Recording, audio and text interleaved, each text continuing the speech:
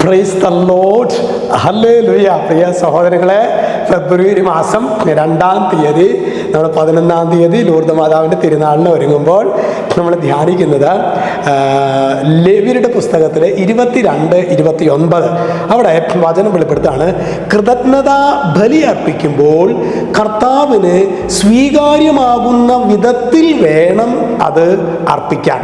അതായത് കർത്താവിന് ബലി അർപ്പിക്കുമ്പോൾ എൻ്റെ ഈ ബലി സ്വർഗം സ്വീകരിക്കണം, ഇങ്ങനൊരു ആഗ്രഹത്തോടെ വേണം ഒരു ദൈവ പൈതൽ ബലി അർപ്പിക്കാൻ.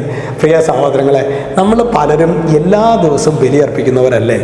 ഇങ്ങനൊരു ചിന്തയോടെയാണ് ഓരോ പ്രഭാതത്തിലും നമ്മൾ പാടാറില്ലേ, ഇതെൻ്റെ ആദ്യ ബലി പോലെ, ഇതെൻ്റെ ഏക ബലി പോലെ, ഇതെൻ്റെ അന്ത്യബലി പോലെ യേശുവിനർപ്പിക്കാൻ.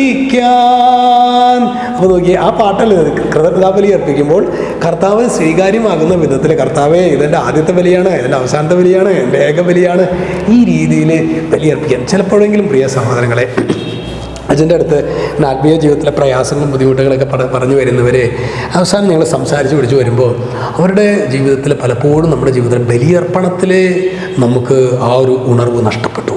ബലിയർപ്പണം യാന്ത്രികമായി നിസ്സംഗതയോടുകൂടി ബലിയർപ്പിക്കുന്ന ഒരു പ്രകൃതി പിശാച് നമ്മിൽ നട്ടു. ഇന്ന് നമ്മൾ നിസ്സംഗതയോടെ ബലിയർപ്പിക്കുന്നു, നമ്മുടെ മക്കൾ നിസ്സംഗതയോടെ ബലിയർപ്പിക്കുന്നു, നമ്മുടെ പേരക്കുട്ടികൾ നിസ്സംഗതയോടെ ബലിയർപ്പിക്കുന്നു.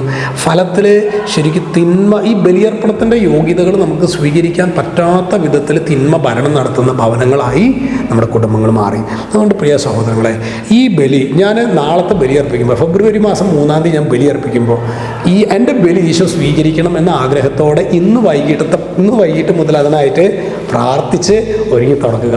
തീർച്ചയായിട്ടും ഈശോ നമ്മുടെ ബലി സ്വീകരിച്ച് നമ്മുടെ ജീവിതങ്ങളെ കർത്താവ് സ്പർശിക്കും. രക്ഷിതാവായ യേശുക്രിസ്തുവിൻ്റെ നാമത്തിൽ അനുഗ്രഹിക്കുന്ന ഇപ്പോഴും എപ്പോഴും എന്നേക്കും. ആമേൻ.